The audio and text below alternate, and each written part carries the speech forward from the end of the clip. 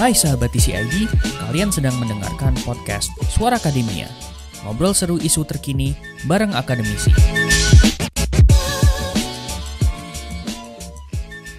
Taman sosial media lagi rame nih buat membincangkan tren pasar Tanah Abang yang semakin hari semakin sepi nih Sobat TCID. Nge-refer kondisi pasar Tanah Abang saat ini itu lebih banyak yang berkomentar tentang masifnya perkembangan TikTok Shop gitu ya. Masifnya perkembangan social commerce di Indonesia. Ini jadi dua mata pisau gitu kalau misalnya kita ngelihat. Ada beberapa orang yang berpendapat bahwa TikTok Shop ini memberikan suntikan dalam tanda petik untuk kemajuan UMKM, tapi ada yang melihat juga ini sebagai pembunuh gitu. Jadi social commerce ini punya dua sudut pandang. Kira-kira baiknya kita ngeliatnya gimana gitu kan? Apakah memang ini sebenarnya bisa mendukung UMKM lebih jadi berkembang atau justru malah membunuh UMKM itu sendiri? We'll discuss about it. Welcome to Suara Akademia. Nama saya Muammar Syarif. Saya podcast produser dari The Conversation Indonesia. Dan buat kali ini kita bakal ngobrol bareng sama Mas Adinova Fauri. Biasa dipanggil Mas Ino. Beliau dari CSIS sebagai peneliti dari Center for Strategic and International Studies Indonesia. Halo Mas Ino, apa kabar Mas? Halo, kabar baik Mas Syarif. Halo. Anyway, Mas Ino, pertanyaan pertama nih. Mungkin ngelihat berita soal pasar Tanah Abang yang sepi dan banyak yang pointing ke TikTok Shop dan perkembangan social commerce yang lumayan masif gitu ya. Mungkin ada tanggapan nih Mas ngelihat perkembangan social commerce dan juga pasar Tanah Abang yang sepi. Ada opinion, Mas Ino? Yang pertama adalah saya rasa iya ya memang perkembangan dari TikTok Shop, social commerce in general ini memang sangat masif ya, dan tidak hanya di Indonesia sebenarnya, ini adalah tren global kita melihatnya gitu.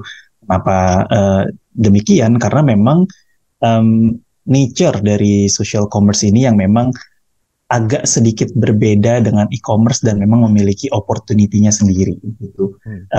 Seperti misalnya kalau kita bicara social commerce, itu sebenarnya apa sih social commerce itu? Social commerce itu adalah gimana aktivitas yang memanfaatkan dari platform media sosial untuk kegiatan jual belinya. Jadi memang bergeser nih dari yang sebelumnya media sosial ini hanya sebagai platform untuk berinteraksi gitu ya, untuk bisa share opinion atau dan lain-lain gitu ya, untuk kita untuk kita berdiskusi dengan network kita, tapi sekarang sudah bergeser untuk medium untuk transaksi, dan juga dengan adanya medium untuk transaksi ini sehingga bisa menjadi alat untuk pemberdayaan ekonomi di masyarakat gitu. Lalu yang lebih membedakan antara social commerce dan juga e-commerce sendiri adalah bagaimana social commerce ini memanfaatkan apa yang disebut dengan efek jejaringnya gitu ya, efek network ini, karena memang sudah memiliki network yang lebih besar gitu dibandingkan dengan e-commerce yang memang hanya menjadi platform untuk kita melakukan aktivitas jual beli secara online. Lalu tadi pertanyaannya adalah gimana pandangannya terhadap situasi dari social commerce yang memang digaungi oleh TikTok ini dan juga sepinya pedagang di Tanah Abang.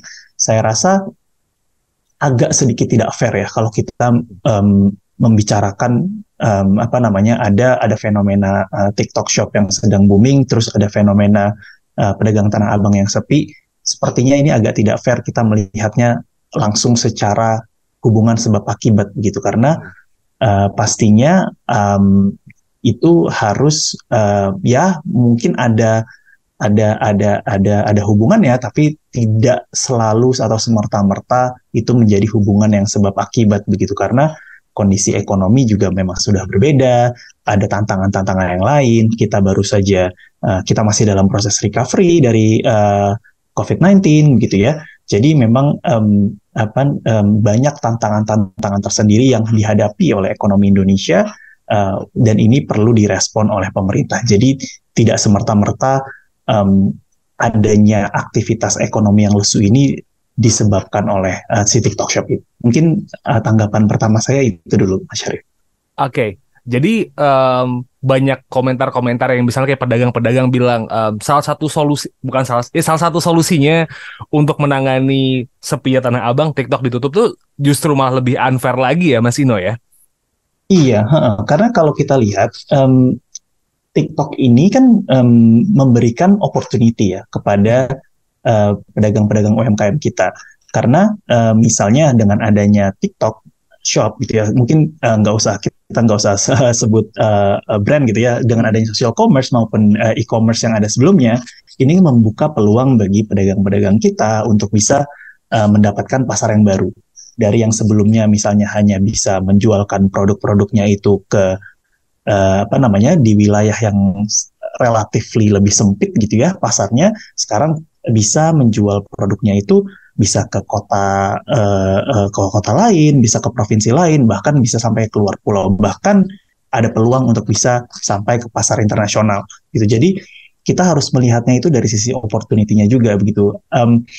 Kalau misalnya kita lihat lagi lebih jauh lagi, sebenarnya perkembangan dari si social commerce di Indonesia ini juga memang sudah sangat besar sekali gitu. Misalnya kalau kita lihat di penelitian dari DS Innovate itu menjelaskan bahwa market size dari social commerce itu bisa sampai 8,6 miliar USD di tahun 2022 dengan pertumbuhan tahunan itu mencapai 55%. Sehingga memang potensinya ini besar gitu untuk di Indonesia, sudah ada aktivitas yang besar dan potensinya itu juga besar sekali. Kenapa potensinya besar? Karena masyarakat Indonesia memang sangat besar gitu ya. Ada 270 juta penduduk dengan active internet users yang juga cukup tinggi begitu ya, dan pengguna media sosial yang juga tinggi. Sehingga ketika aktivitas social commerce ini masuk tap in kepada masyarakat Indonesia yang memang memiliki social media users yang cukup tinggi, ini menjadi opportunity untuk bisa berkembang lebih jauh. Jadi memang seharusnya kita melihatnya itu lebih pada bagaimana teknologi digital ini bisa memberikan opportunity. Yes, mungkin ada beberapa tantangan-tantangan lain, dan itu yang harusnya menjadi pekerjaan bersama dari pemerintah, bagaimana nantinya bisa melihat digitalisasi ini menjadi suatu peluang dari UMKM kita. Tapi kalau kita berbicara langsung spesifik ke social commerce yang ngetrennya di TikTok gitu ya, karena kalau ngelihat dinamika sosmed, Instagram ada shopping pun tidak semasif itu gitu. Penjualan sih di TikTok, dan TikTok mengeluarkan Project S nih, Mas Ino gitu, yang bisa dibilang sih respon netizen atau masyarakat di luaran sana itu menganggap ini jadi ancaman besar untuk UMKM Indonesia. Karena kan Project S ini tuh mereka bakal produksi barang di China terus di impor ke negara-negara tertentu gitu ya. Di Inggris itu jadi obrolan yang lumayan gede banget. Nah, kira-kira ancaman apa yang perlu diwaspadain ya dari social commerce ini sendiri? Especially kalau misalnya memang Project S-nya TikTok ini berjalan di Indonesia gitu, Mas. Iya, sebenarnya lagi-lagi ya, kalau menurut agak tidak fair kalau ini menyalahkan social commerce-nya. Jadi memang narasi yang dibentuk di publik itu adalah menjadi narasi tantangan impor yang mengancam UMKM, bukan dari si social commerce-nya gitu ya. Kalau saya lihat ini lebih bergerak sepertinya ini adalah adanya ancaman impor yang memang bisa mengancam UMKM di domestik begitu. Dan memang kalau kita lihat dari konteks kita sekarang ya, kita kan saat ini ada di era globalisasi gitu, di mana memang kerjasama ekonomi, kerjasama antar negara itu sudah menjadi hal yang lumrah begitu. Jadi pasti akan ada perdagangan antar negara, baik itu kita melakukan ekspor ataupun kita melakukan impor. Kecuali kalau memang kita di pemerintahan kita di Indonesia memang memilih untuk menutup diri gitu ya, untuk menjadi closed economic countries gitu, sehingga isunya ini bukan dari social commerce-nya, tapi isunya ini lebih kepada ancaman impor terhadap UMKM. Kalau saya melihatnya ke sana gitu ya, dan ketika kita berbicara hal tersebut, saya rasa ini isunya ini lebih struktural lagi nih dibandingkan kita berbicara hanya sebatas dari ancaman social commerce terhadap UMKM gitu. Kenapa? Karena isu utamanya, kalau saya boleh tarik agak lebih jauh gitu ya, kenapa saya bilang isu ini cukup struktural, karena memang lapangan kerja di Indonesia memang terbatas. Kenapa lapangan pekerjaan di Indonesia terbatas? Karena memang ada perubahan dari struktur ekonomi di Indonesia misalnya gitu. Karena ada pergeseran dari yang awalnya itu kita didominasi oleh sektor agrikultur, lalu pindah kepada sektor manufaktur, lalu sebelum sektor manufaktur kita memiliki kontribusi yang cukup besar, kita sudah shifting lagi ke sektor jasa, di mana sektor jasa ini biasanya tidak menyerap banyak lapangan pekerjaan.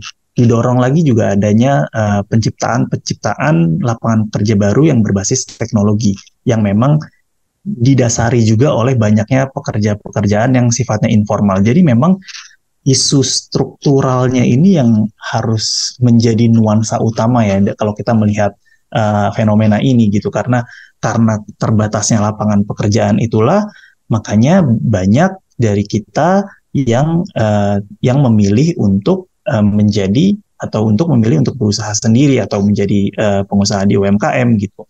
Sehingga yang diperlukan adalah seharusnya bagaimana pemerintah perlu untuk mendorong adanya penciptaan dan penyediaan lapangan kerja yang berkualitas terlebih dahulu.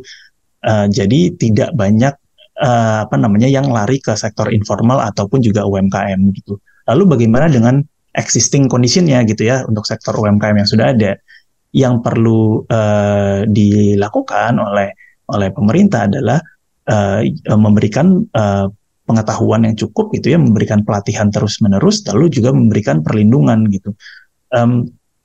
Saat ini memang akses terhadap internet kita itu sudah semakin baik gitu ya, namun ini tidak inklusif dalam artian penggunaan ataupun literasi dan kemampuan digital di Indonesia ini masih belum merata begitu. Mungkin di daerah-daerah perkotaan dan di kelas ekonomi menengah dan atas itu sudah cukup baik, tapi tidak secara merata untuk di daerah-daerah lain. Sehingga perlu adanya upaya dari pemerintah untuk bisa meningkatkan literasi dan juga kemampuan digitalnya. Dengan demikian diharapkan UMKM kita juga bisa memanfaatkan adanya digitalisasi ini untuk kegiatan yang lebih produktif untuk meningkatkan produktivitas. Bahkan kalau kita bicara tantangan dari UMKM ini lebih mendasar lagi, tidak hanya kita berbicara tentang kemampuan digital, tapi bahkan secara infrastruktur. Misalnya kepemilikan smartphone, ini juga masih menjadi soal karena tidak semua masyarakat di Indonesia memiliki smartphone tersendiri gitu. Banyak yang masih smartphone-nya itu dimiliki secara bersama, secara keluarga, sehingga itu akan menyulitkan untuk beradaptasi dengan teknologi-teknologi baru. Isu-isu yang lebih fundamental juga masih banyak, seperti misalnya isu untuk pembukuan gitu ya, untuk pemisahan dari pembukuan untuk usaha ataupun pembukuan untuk keluarga, itu kan harus dipisahkan agar bisa terlihat lebih jelas gitu ya, yang mana yang biaya untuk usaha, yang mana yang biaya untuk keluarga, yang mana profit dari usaha, yang mana yang pendapat untuk keluarga dan lain sebagainya. Jadi memang isu-isu yang lebih fundamentalnya itu dari UMKM kita ini yang perlu di-tackle dan perlu dilihat terlebih dahulu, sehingga pada akhirnya nanti ketika misalnya Project S ini benar-benar diterapkan, UMKM kita juga sudah siap untuk bisa lebih kompetitif. Lalu ada lagi isu lainnya itu yang memang sering dibahas di dalam Project S ini adalah isu terkait dengan, mungkin ini tidak berkaitan langsung dengan UMKM ya, tapi ini juga sesuatu yang sering dibahas juga di publik, adalah isu terkait dengan algoritma dan juga AI, di mana karena sekarang ini sudah dalam satu platform gitu ya, ibaratnya sebelumnya itu kan terpisah antara media sosial yang memang digunakan untuk memasak, untuk kegiatan marketing, dan juga e-commerce untuk aktivitas jual beli. Dan karena ini sudah dijadikan satu, jadi ada concern di mana algoritma dan AI ini semakin bisa memprediksi apa keinginan dari si konsumen gitu. Dan ini kalau kita lihat sebenarnya memang sudah banyak gitu yang perusahaan-perusahaan berbasis digital yang melakukan ini, di mana perusahaan digital mengkolek data, lalu memproses datanya, lalu mempackage-nya untuk kemudian dijual ke perusahaan-perusahaan yang lainnya begitu ya. Untuk itu, sehingga dari sini, dari concern yang ini, yang perlu dilakukan adalah penguatan ranah perlindungan data pribadi. Kita sudah ada undang-undang PDP, Tapi guideline dan juga aturan implementasinya itu belum ada sampai sekarang. Dan itu yang perlu dipercepat untuk dikeluarkannya aturan implementasi ini, begitu. Karena yang pertama konsen itu harus jelas, gitu ya. Ketika kita mendaftarkan diri kita di platform media sosial, dan itu artinya ada data kita yang apabila ada data kita yang ditarik gitu ya atau diproses, itu harus jelas untuk kepentingan apa. Kita harus tahu. Kita sebagai pemilik data dan dalam hal ini pengguna sosmed, kita juga memiliki hak gitu ya untuk menolak kita memberikan data atau jika data itu diproses secara lebih lanjut. Gitu.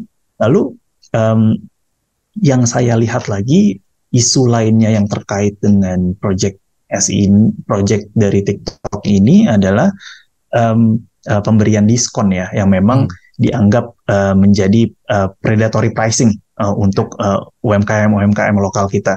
Dan kalau kita berkaca dari strategi-strategi perusahaan digital sebelumnya, memang ini yang dilakukan oleh perusahaan-perusahaan digital sebelumnya juga untuk mendapatkan network effect gitu. Apa itu network effect? Yaitu suatu strategi untuk bisa mendapatkan banyak users gitu ya, sehingga ketika usersnya sudah banyak, maka value dari si platform ini juga akan meningkat, karena semakin banyak pengguna maka akan juga menarik orang-orang, semakin banyak penjualnya akan semakin banyak lagi penggunanya. Jadi value-nya terus meningkat secara eksponensial gitu.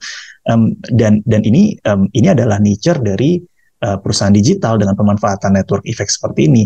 Kalau kita larang hal ini gitu ya, aktivitas yang ada ini, maka ini kita malah menciptakan hambatan tersendiri untuk perusahaan-perusahaan baru yang mau masuk ke dalam pasar Indonesia seperti TikTok ini. Dan ini malah menjadi insentif untuk perusahaan-perusahaan yang sudah lebih established sebelumnya begitu.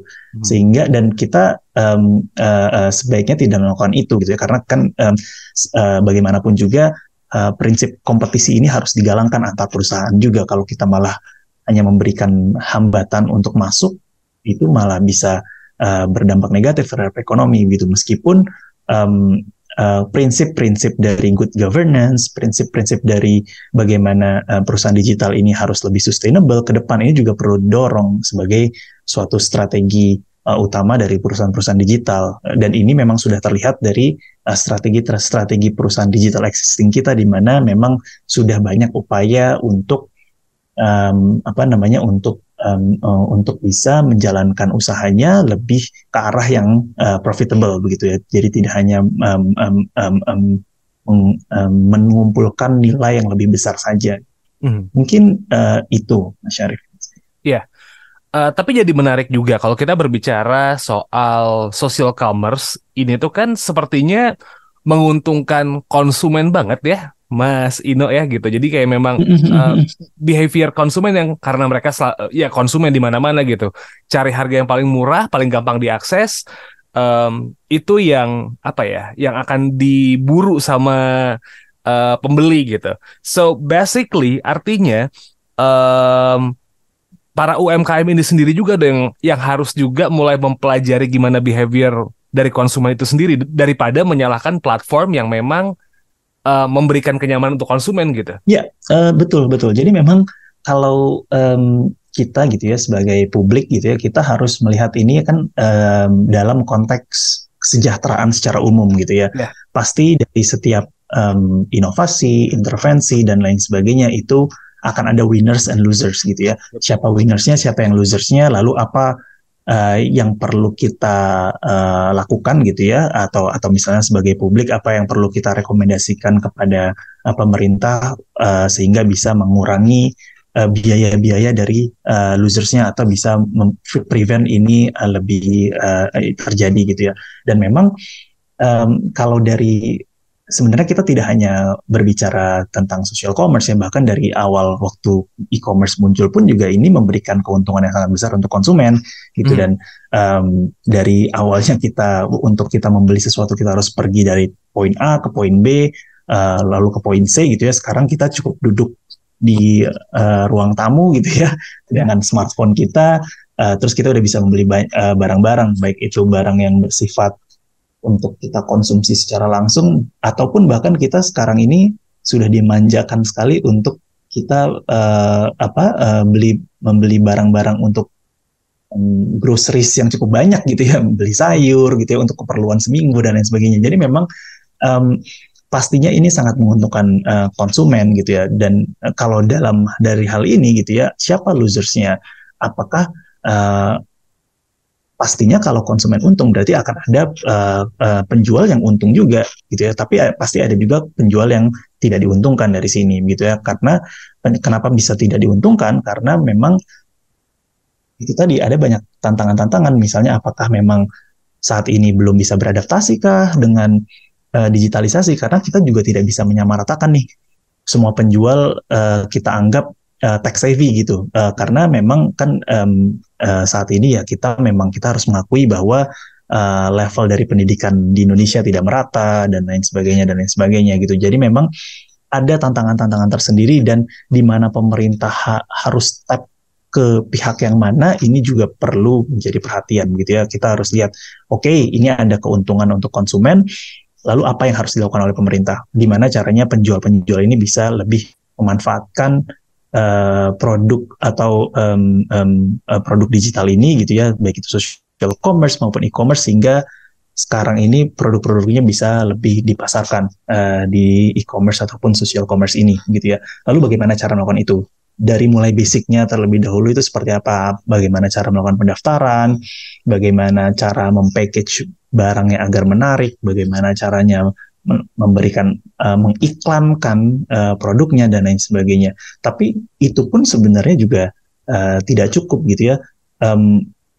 Sudah banyak mungkin program-program, tapi memang masih scattered ya. Kalau saya lihat di pemerintah sekarang ini banyak program-program untuk pelatihan ke digital,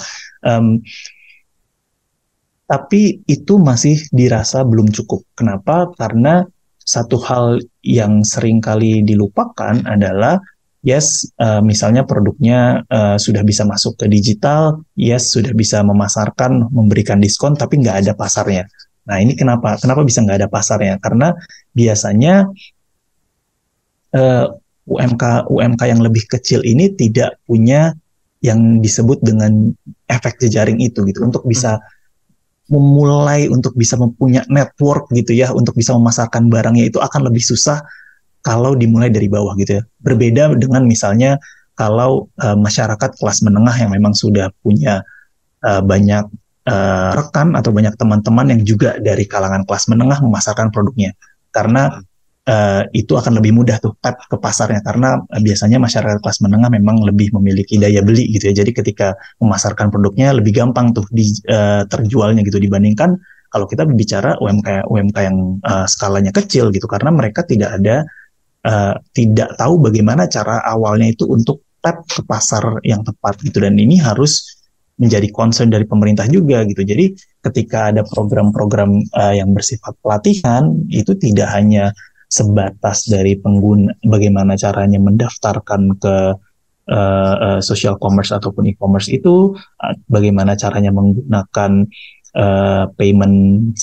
online payment system, bagaimana caranya mempackage barangnya, tapi juga bagaimana caranya bisa masuk ke dalam suatu jejaring yang memiliki pasar. Bagaimana caranya bisa mengidentifikasi demand pasar nih ke arah mana nih sekarang. Nah ini yang saya rasa masih agak miss ya dari program-program di pemerintah sekarang.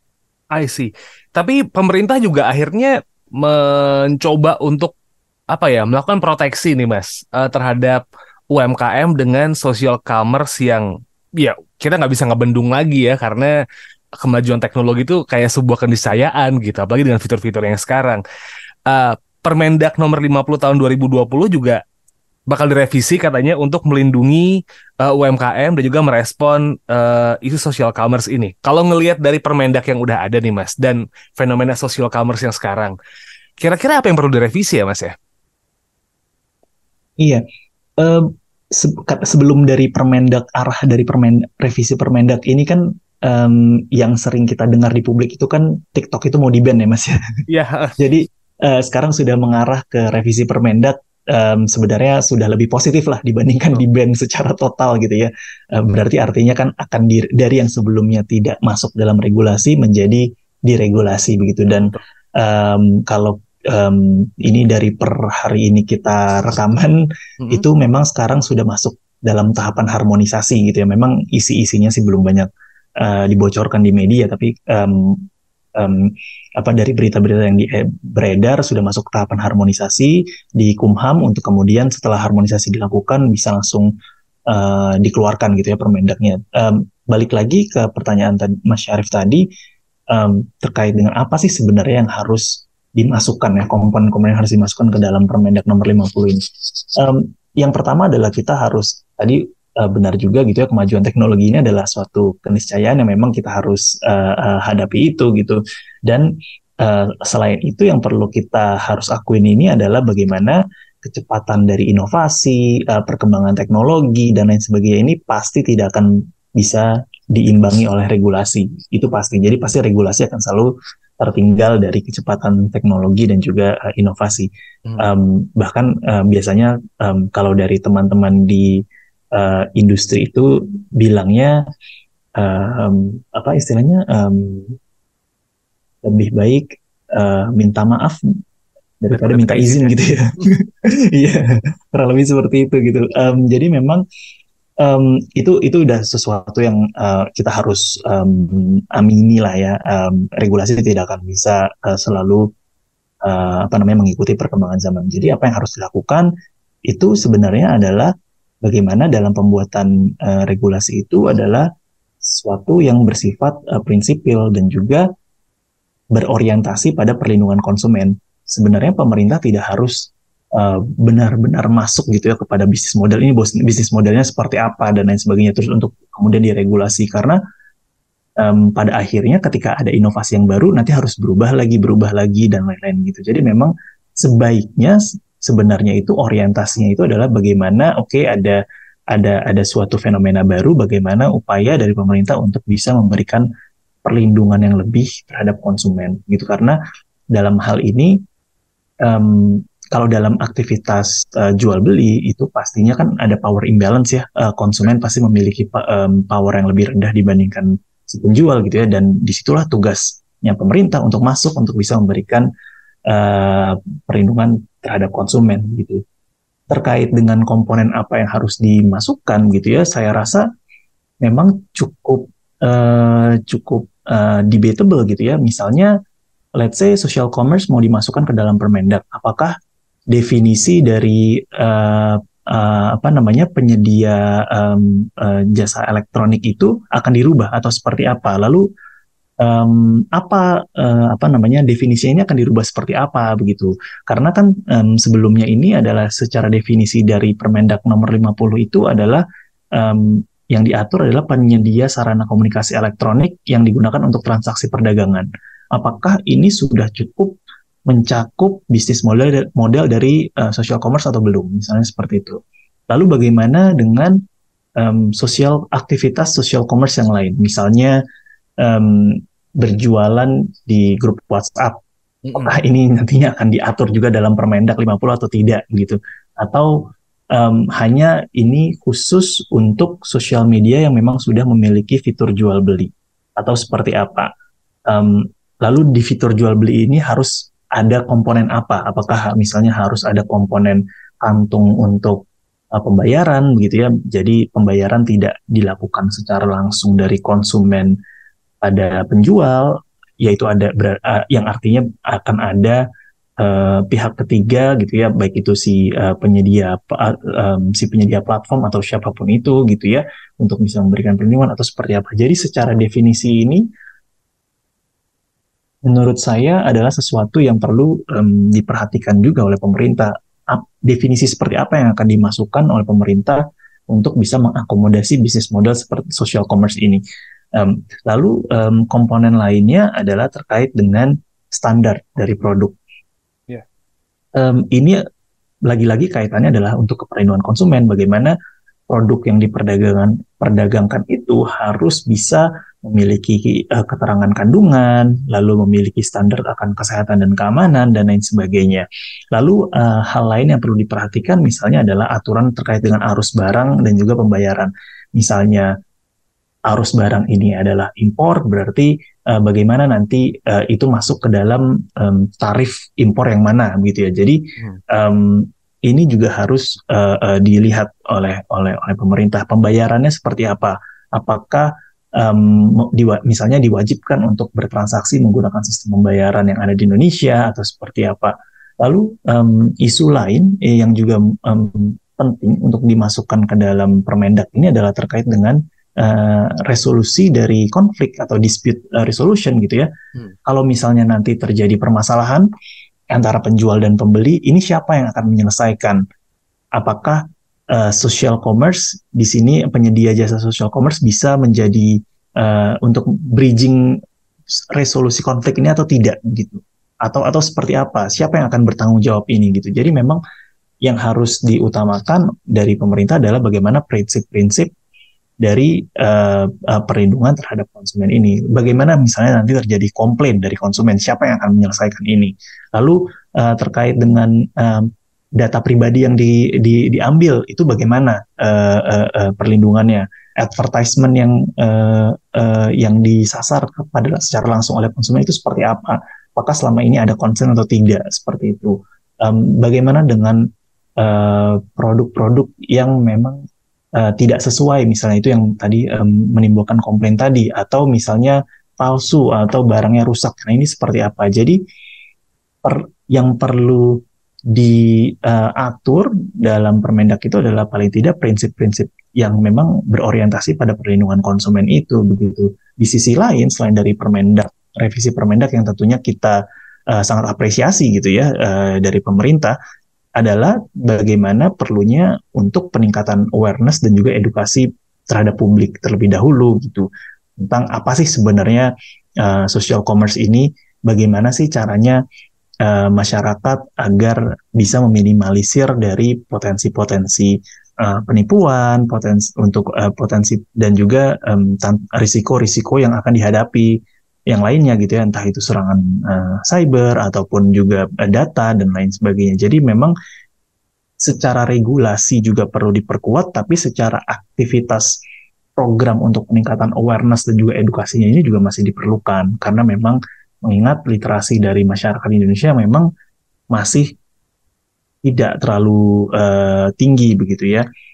Terlebih lagi sebenarnya kalau dengan adanya program-program untuk peningkatan awareness dan juga edukasi terhadap publik ini, sebenarnya juga akan bermanfaat juga terhadap platform, karena semakin tinggi dari digital trust yang dimiliki oleh masyarakat, maka akan semakin tinggi dan semakin nyaman publik untuk berbelanja di sana, dan juga semakin tinggi nilai transaksi yang dihasilkan gitu ya, sehingga nilai dari perdagangannya juga meningkat dan juga bisa meningkatkan inovasi dan juga ekonomi di Indonesia. Mungkin itu, Mas. So, kalau kita misalnya nge-refer ke permasalahan yang di awal kita obrolin itu, daripada kita hanya memikirkan bagaimana situasi pasar Tanah Abang sekarang, itu lebih baik gimana caranya kita bisa mempersiapkan pedagang untuk bisa embrace this kind of challenge dan juga meregulasi supaya konsumen jauh lebih aman gitu bertransaksi ya, Mas Ino ya.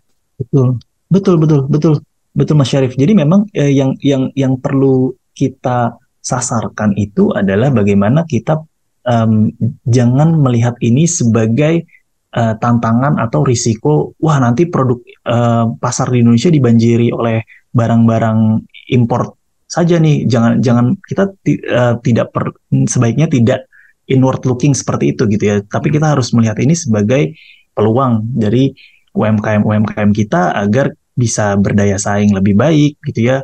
Lagi pula juga misalnya dalam KTT ASEAN kemarin gitu ya, kita ada ASEAN Digital Economy Framework Agreement yang dimana salah satunya itu adalah sedang border e-commerce. Jadi mau tidak mau kita kedepannya akan menghadapi tantangan global ini. Jadi yang lebih terpenting adalah bagaimana mempersiapkan UMKM kita saat ini agar lebih berdaya saing dan juga bisa lebih memiliki kemampuan digital yang lebih baik. Bagaimana caranya, strategi-strateginya untuk bisa meningkatkan daya saing UMKM kita? Paling tidak kalau dari OECD itu ada 4 pilar utama bagaimana kita bisa meningkatkan skill dari atau meningkatkan produktivitas dari UMKM. Yang pertama adalah dari sisi regulasi dan juga institusi. Ketika kita bicara regulasi, tidak hanya pemberian insentif, tapi juga akses dan juga kemudahan untuk bisa mendapatkan insentif itu, begitu ya. Jangan ada aturannya, ada dalam undang-undang, ada ada pemberian bantuan sekian persen, tapi sebenarnya secara akses itu masih susah untuk bisa UMKM kita untuk bisa mendapatkan itu, atau masih belum merata untuk pemanfaatannya. Jadi ini yang perlu diperhatikan. Selain dari insentif juga jaminan sosial dari para UMKM kita, karena perlu kita akui bersama juga bahwa coverage dari program jaminan sosial di Indonesia ini masih sangat rendah gitu. Dan apalagi kita bicara sektor informal gitu ya, yang memang masih mendominasi ekonomi di Indonesia begitu ya. Jadi kalau misalnya jaminan sosial atau hal-hal yang mendasar ini sudah bisa di-cover gitu ya oleh pemerintah, baik itu di-cover secara full ataupun dengan adanya subsidi dari pemerintah begitu ya, paling tidak para UMKM kita ini tidak perlu lagi memikirkan hal-hal yang sifatnya itu fundamental tadi itu, misalnya keperluan untuk asuransi dan lain sebagainya gitu ya. Jadi memang tinggal bagaimana upaya untuk meningkatkan taraf hidupnya saja gitu. Lalu selain dari sisi regulasi, kita bicara akses pasar. Kita kalau bicara akses pasar, kita membicarakan tentang infrastruktur dan logistik gitu. Sekarang biaya logistik kita memang masih sangat mahal karena aktivitas ekonominya ini masih di-generate di Jakarta. Kalau misalnya kita lihat dari value dari transaksi di e-commerce misalnya gitu ya, itu terlihat jelas tuh ketimpangan antara nilai transaksi yang di-generate di Jakarta dan juga di luar Jakarta, dan juga terlihat juga bagaimana banyaknya pembelian itu dilakukan tetap, atau pengiriman itu dilakukan tetap dari Jakarta gitu, sehingga memang ada ketimpangan ini perlu kita segera solve gitu ya, karena kalau tidak biaya logistiknya itu akan terus mahal gitu. Bayangkan pengiriman harus selalu dari Jakarta ke setiap daerah di Indonesia begitu ya, dan ini isu logistik ini perlu dibicarakan dengan serius gitu ya, baik itu menciptakan hub-hub di kota-kota di tier 2 dan tier 3 di luar Jawa dan lain sebagainya, sehingga bisa mengurangi biaya logistik itu dan juga bisa membuat UMKM kita itu lebih berdaya saing. Dan yang ketiga adalah terkait dengan akses terhadap sumber daya, atau kita bicara knowledge dan juga finansial. Saat ini memang sumber daya kita, UMKM kita untuk bisa mendapatkan sedianya juga memang masih terbatas dan lain sebagainya, sehingga kalau kita bisa bisa mendorong itu melalui in-house training dan lain sebagainya, itu bisa mendorong juga untuk UMKM kita lebih memiliki daya saing yang lebih tinggi. Dengan pemanfaatan teknologi juga sebenarnya kita bisa mendorong untuk mendapatkan pembiayaan juga yang sebelumnya lebih sulit lewat institusi keuangan yang konvensional gitu. Tapi ada lagi tantangan, bunganya itu masih tinggi. Bunga pinjaman di gitu ya, itu masih sangat tinggi untuk beberapa UMKM gitu ya, sehingga bukan yang menjadi solusi, malah menjadi terlilit pinjol gitu. Dan ini perlu diselesaikan juga oleh pemerintah, bagaimana mengatasi bunga pinjaman yang memang masih tinggi di dalam alternatif pembiayaan ini begitu. Lalu strategi yang keempat adalah terkait dengan budaya entrepreneur yang harus juga dilatih gitu.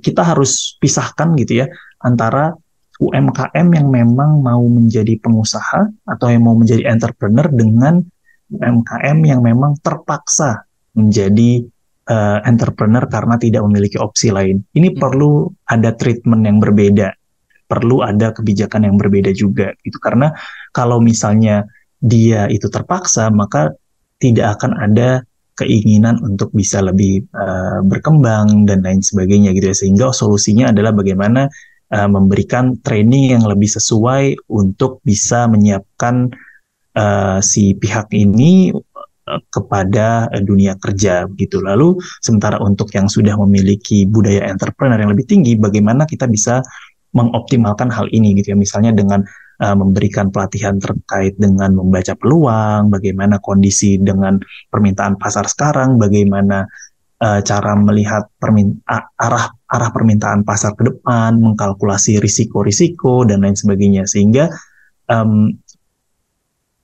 tiap kebijakan yang lebih tailored ini nantinya bisa lebih efektif begitu. Dan memang tidak hanya kita harus bedakan dari UMK yang memang memiliki budaya entrepreneur dan tidak saja gitu, tapi juga secara stagingnya juga perlu kita bedakan, apakah UMKM ini masih di tahapan awal, masih dalam survival, atau sudah di tahapan yang lebih mature gitu ya. Dan ini juga perlu intervensi yang berbeda-beda juga gitu ya. Pada akhirnya sih memang dari pemerintah memang harus turun tangan untuk bisa meningkatkan daya saing dari UMKM kita. Yes, program bantuan UMKM dan lain sebagainya ini sudah sangat banyak gitu ya kalau kita lihat di beberapa kementerian dan lembaga, tapi terkesan program-programnya ini masih scattered dan ada di mana-mana gitu, dan ini perlu terkoordinasi dan punya satu goal yang jelas dengan alat evaluasi dan monitoring yang cukup jelas juga gitu, sehingga tidak tiap institusi punya program-programnya masing-masing dan sulit untuk dilakukan. Ini sebenarnya kita mau kemana sih, strategi UMKM kita mau kemana gitu, yang satu melakukan A, yang institusi yang dua melakukan B dan lain-lain gitu. Jadi memang perlu ada satu strategi yang lebih jelas gitu ya. Ini kita mau ke arah mana nih sebenarnya program-program untuk UMKM-nya, terutama dalam kaitannya karena sebentar lagi juga kita akan menghadapi cross border e-commerce juga di ASEAN gitu. Jadi kita harus ada desakan dari pemerintah untuk bisa mendorong UMKM kita bisa lebih naik kelas lagi. Oke.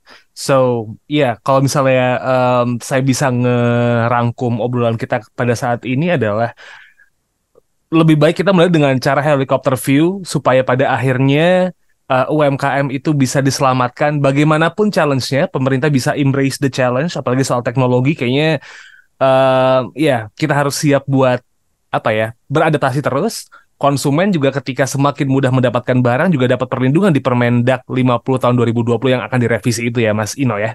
Betul Mas Syarif, betul. Itu kesimpulannya sangat tepat sekali tadi. Ya. Oke. Kalau begitu Mas Ino, terima kasih buat waktunya supaya kita buat ngobrol. Thank you Mas Syarif.